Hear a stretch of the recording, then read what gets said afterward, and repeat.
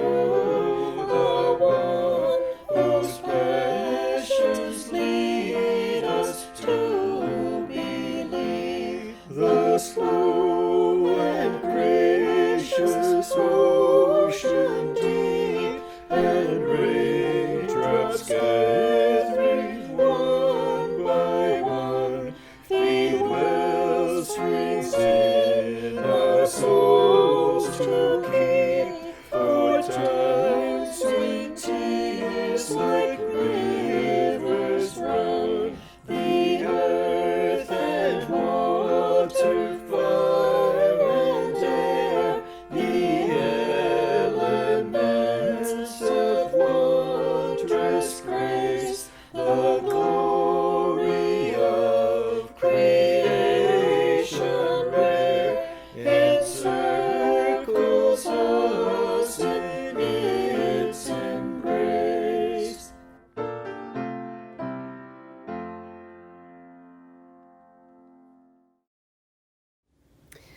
Welcome to this online service of Neshoba Unitarian Universalist Church. I am the Reverend Beth Lefever, pleased and privileged to serve as the minister of this congregation, and I am so happy that you decided to join with us this morning for our annual Water Communion service, virtual though it be. Our opening words are by Irish poet William Butler Yeats. I will arise and go now, for always, night and day, I hear lake water lapping with low sounds by the shore. I stand on the roadway or on the pavement's gray. I hear it in the deep heart's core. Let us be together in worship. And Elaine Orland will light our chalice. May this flame, symbol of transformation since time began, fire our curiosity, strengthen our wills, and sustain our courage as we seek to serve what is good within us and around us.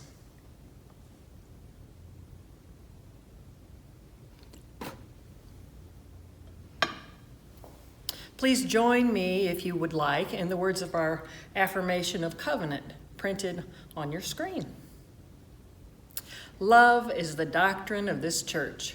The quest for truth is our sacrament, and service is our prayer. To dwell together in peace, to seek knowledge in freedom, to serve human need, to the end that all souls shall grow into harmony with the divine. Thus do we covenant with each other and with God. Today's story for all ages is called Summer Song. The summer sun is a giant flower, and the flowers are like little suns of all different colors. But if I had to pick one color, I'd say summer is green. Green on green on green. Summer is a green song. A song of leaves and trees and weeds and grass, lots of grass.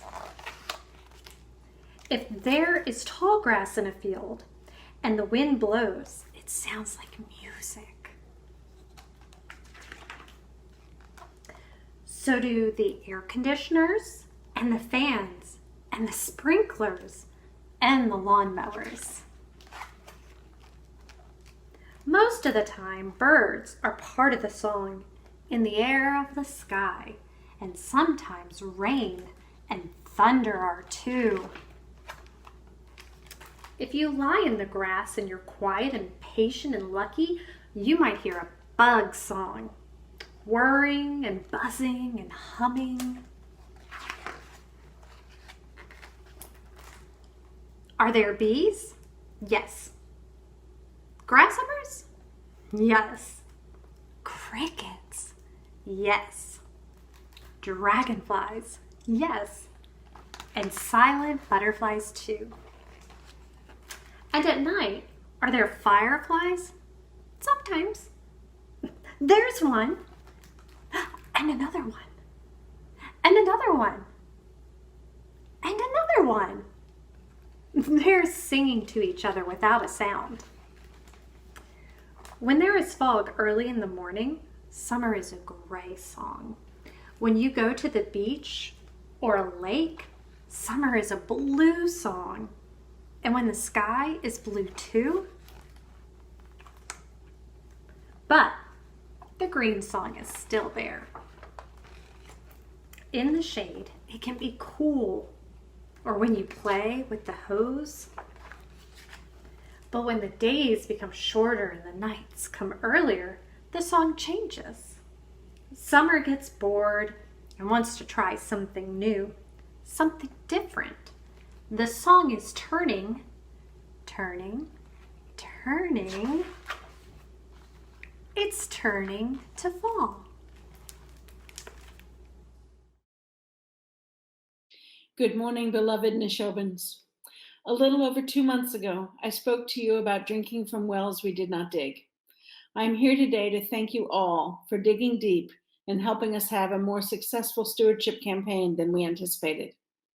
At the congregational meeting in June, we approved a budget for FY21 that was based on anticipated pledges of just under $123,000, but which unfortunately left us with a deficit of $69,400. As of the official end of the annual drive on August 31st, we have received 50 pledges totaling over $152,000.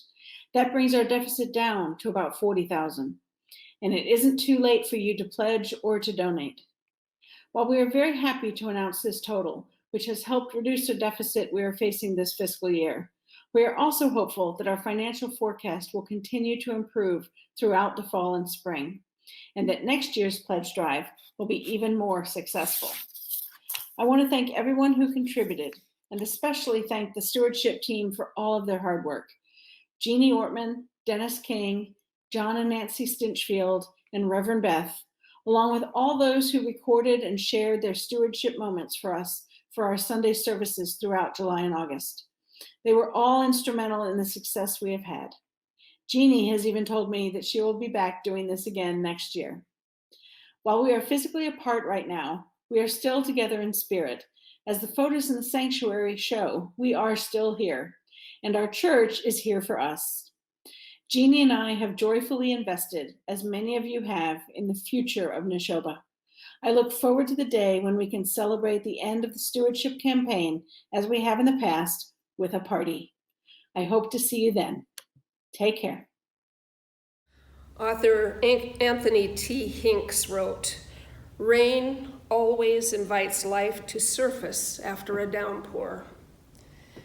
Let our morning offering be like rain, a downpour, inviting life to surface refreshed and vibrant within and beyond our Neshoba church doors."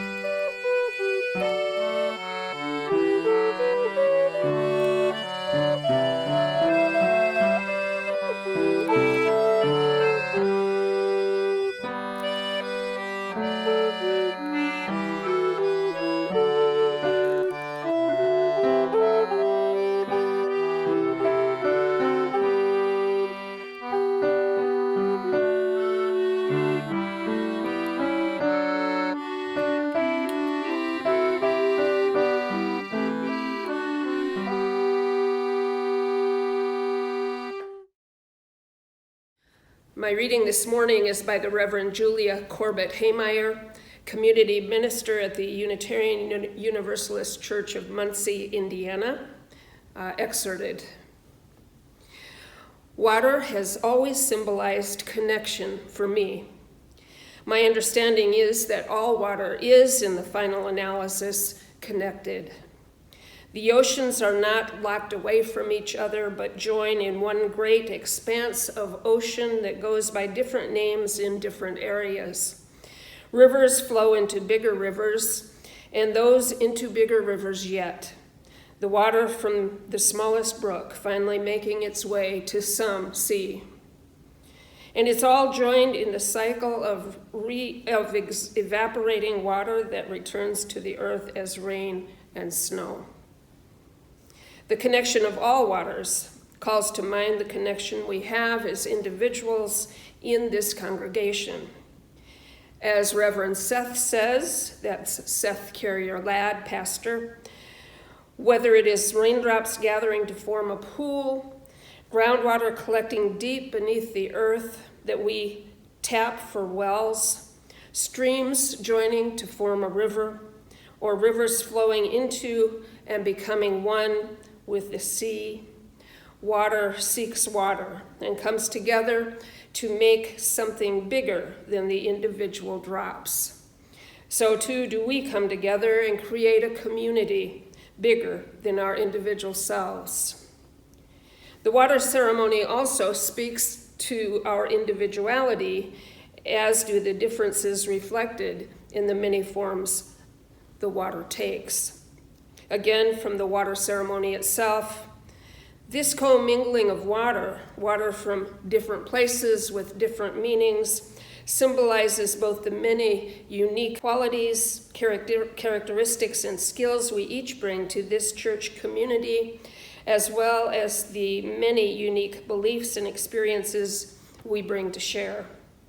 Just as water from the tap combined with water from the hose, from the river, becomes one, so too do our spirits and our hearts become one when joined together in this loving community. This water represents our unity, not our uniformity, but our unity. The beloved water communion service in Unitarian Universalist churches, usually held about this time of year or a bit earlier, often in conjunction with the beginning of a new church year, is one of two annual services that help define our faith tradition. The other is the spring flower communion, which I declined to present this year because I felt we simply could not do it the justice it deserves, at least online.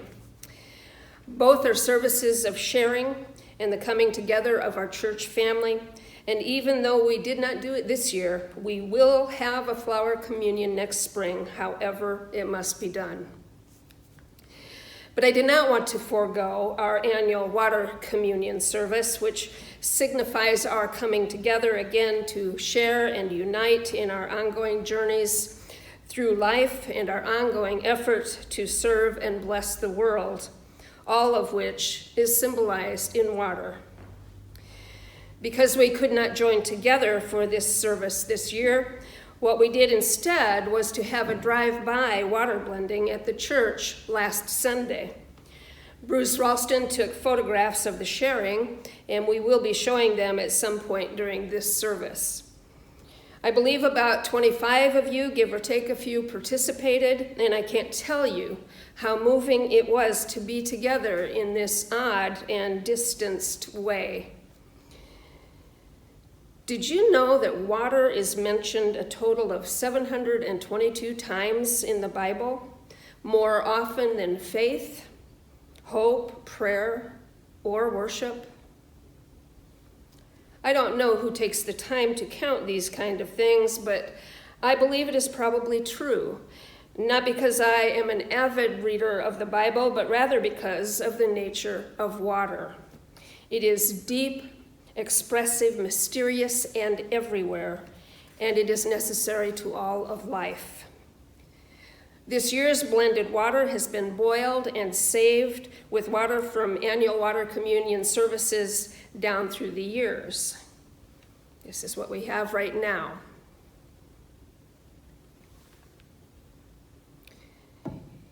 It is at the ready for use in child dedications, memorial services, and other church rituals that may call for a kind of holy water, if I may call it that. It is holy in that it came from our beloved community, shared and saved through the years. I, like my colleague, Reverend Corbett Haymeyer, have always been spiritually attracted to and by water. I find water fallen, as in waterfalls, or that which rises up from the bowels of the earth in silent springs to form bodies of water. I find it all sacred and healing. It is the lakes, small and large, over which and into which I may cast my gaze to see that which seems very much like eternity, or at least something that speaks of life far bigger than, greater than, deeper than myself. Lakes, small and large, which host mystery in their unseen depths, the ever-changing mystery that, despite our earnest exploration, will never become fully seen or fully known. It is the lakes that call to me, because for all they hold back from any complete or absolute knowledge, they allow me to enter them, to fully immerse myself in them, to revel in them without a hint of stint or withholding. They allow me to enter them in the shallows or in the depths, in part, a toe at the edge, or my feet wading along their scented, teeming shores, or in full, submerging, giving way to the lake's cool embrace, shutting out all sounds of the outer world, solitary and alone in an age-old ritual, formal or not, of sinking into the water's cleansing, refreshment, and renewal. It is no surprise that Christian baptism, historically and still today in some denominations, occurs in lakes and rivers. The baptizee is immersed in our most complete and definite symbol of the mystery that points to the divine and comes out renewed, recast, reborn. It is the magic of the lakes, religiously for those baptized therein, spiritually for the likes of me, the lakes of which one may sit beside or enter into, in which one can splash and leap and play, or be still and supported by invisible arms, by which one may be salved and soothed, or refreshed and revigorated, lakes in which one can actively explore or passively sink to the silent bottom, or float upon a surface stirred by birdsong and wind-rippled trees, accompanied maybe by the cries of joyous children, the gentle admonishment of mothers or fathers or older siblings, of caretakers. Something primal opens up in us when we are on, in, or near the waters. Something deep within us opens up and gives way to the power and the magic of the waters, to the mystery of the waters. And it is the lakes I want to lift up this morning, because if I may take just a small leap, they align so closely with my experiences of our Unitarian Universalist faith. We are a religion wherein something primal may open up within us when we come close, because the infinite, the mysterious, is not here boxed in by dogma or creed. We are a religion like the lakes, where individuals may stand without entering, merely watching and listening and taking in all that it offers up, slowly opening to those offerings. We may do this for a long time, fully absorbed but not yet engaged, not yet entering in. I did that way back when. Amazed at the depth and diversity and wonder I observed, soothed by healing messages, splashed a little by prophetic calls to action, hearing the joyous calls of children and others in song and laughter and discussion. I took it all in.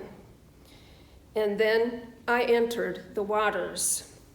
I loved the feel of the sandy bottom against my feet, a solid, substantive, historical grounding. I loved the muck a little farther in, which pulled me down into its squish, that unknown quality that begs the hard and fascinating questions to life, to which our tradition gives no solid answers. Muck up to my ankles and then my calves, stepping into and through it, and then pulling out of the muck at times to drop down into the water's cool embrace, stroking occasionally, floating often, splashing the faith onto others when I could, surprise attacks sometimes, and occasionally ducking the surprise of attacks of those immersed with me. I came to increasingly love the lakes and the squish of Unitarian Universalism, entering more frequently, submerging more fully, splashing more intentionally, and with ever greater exuberance. I developed a profound respect for the lakes, not that they were without weeds in places, not that there weren't some unexpected drop-offs or some cutting stones in the sand beneath the surface, but because time after time the waters would lift me up and away from the rocks and the drop-offs and allow me to disentangle from the weeds while still remaining in the water's soothing, invigorating embrace. And because, too, there were lifeguards at hand, people like you, people who then and now support me, who don't hesitate to splash me a little when I'm feeling worn or dusty and dry or wind-whipped, or who either help keep me afloat or encourage me to deeper submersion. With the lifeguards at hand, I began to feel more drawn to mystery and more confident in the benevolent nature of mystery's magnificence, that to which the lakes so clearly speak to my own heart. I could go on and on with this analogy. Perhaps you could as well. I hope that you do.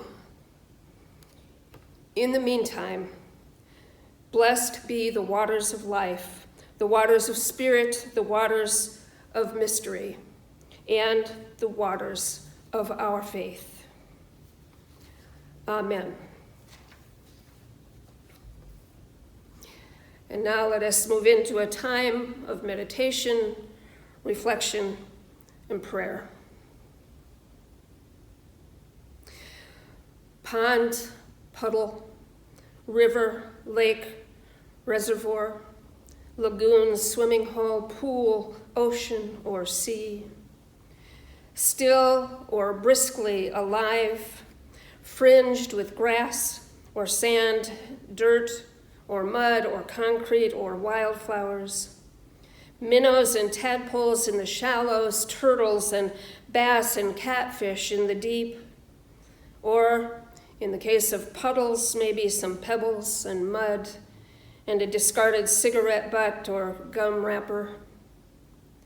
Flowing or still, rippling or pounding, roaring or reflective, giggling, keening, moaning, sighing, mysterious, mirroring the sun, the moon, and the stars, the clouds, light and playful or thick and deep, mirroring the trees along the edges, the faces that peer into the wonder.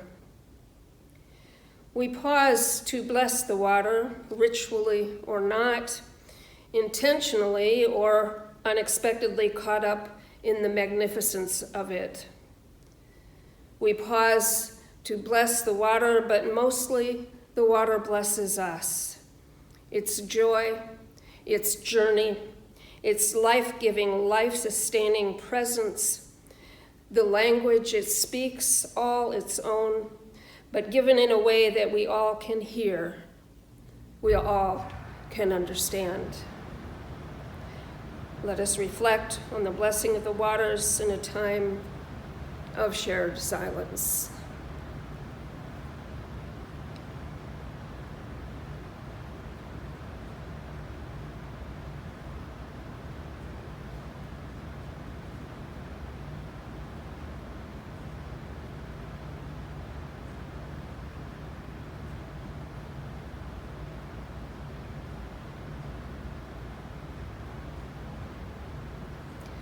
Amen.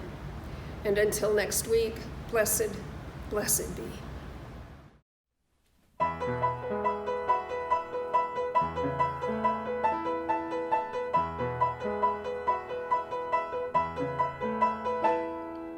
Though below me I feel no motion, standing on these mountains and plains, far away from the rolling ocean, still my dry land heart can say, I've been sailing all my life now, never harbor or port have I known.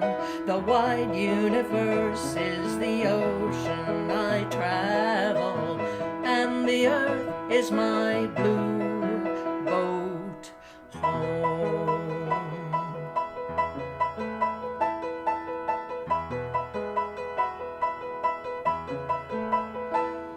Sun, my sail, and moon, my rudder, as I ply the starry sea, leaning over the edge in wonder, casting questions into the deep, drifting here with my ship's companions, all we kindred pilgrim souls, making our way by the lights of the heavens in our beautiful blue boat home.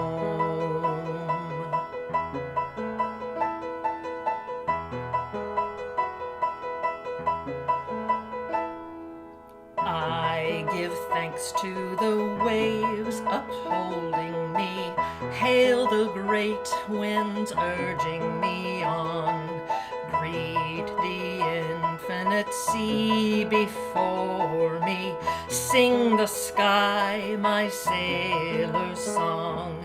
I was born upon the fathoms, never harbor or port have I known.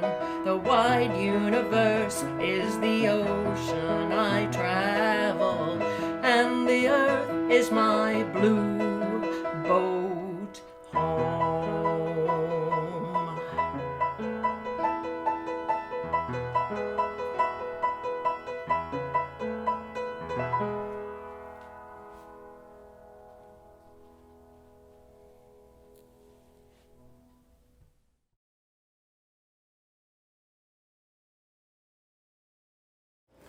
Hello, this is Bill Siler again with this month's video recap of the most recent meeting of the Board of Directors. The board met via Zoom on September 15. As usual, the secretary will prepare the official meeting minutes for us to approve at the next meeting.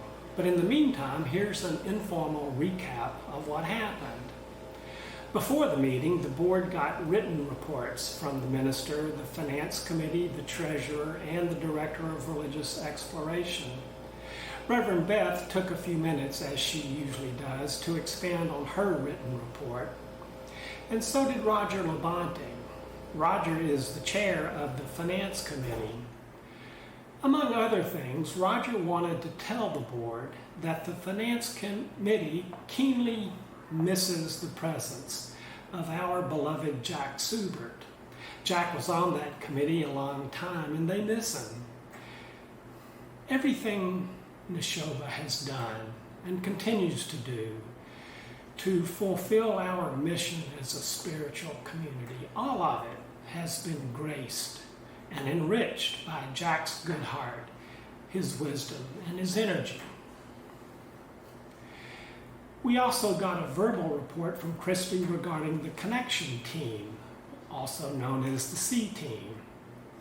Current team members are Chrysti, Sarah Osborne, Reverend Beth, Chalice Orland, Walt Holmes, Carmen Kelly, and Nix Hill. The team didn't actually meet this past month, but through a steady stream of group email correspondence, they kept up their efforts to knit us together as a community as we continue to distance. The board had a fairly light agenda for this meeting. We took up 3 items of new business. Recently, we realized that we needed a formal written policy to avoid a few problems with our Zoom account. Last month, we reviewed a draft Zoom policy, and this month we finalized that draft and adopted it. If you need to see that policy or understand more about it, just contact Nix Hill. The second item of business had to do with snail mail addressed to the church. When we closed the building last March because of the pandemic, we asked the Postal Service to forward our mail to Marcus Rostig. In spite of that forwarding request, a fair amount of mail gets delivered to Neshoba anyway. The board decided to let the forwarding order lapse. We'll have the mail be delivered to the church, and we have lined up volunteers to go to Neshoba each day and pick it up. The final piece of business was our authorization to spend up to $150 for some hardware that we need to finish up an IT project that has been underway for a little while. When we meet in our building, we often overload our Wi-Fi access. So we've been setting up a guest Wi-Fi portal to solve that problem. Let me just say, when I use the phrase Wi-Fi portal, I'm just pulling the word portal out of thin air. I have no idea whether it's a portal or a manhole. In any event, I'm going to stick with portal. It sounds like a good techie term. Once we get the guest Wi-Fi portal set up, we think that will solve our Wi-Fi overloading problem. And thank you, Deanna Parkhurst. She has recently taken up the laboring oar on this project. That was it for official actions taken. We'll meet again on October 20. You are welcome to drop in and join us at that time. Take good care.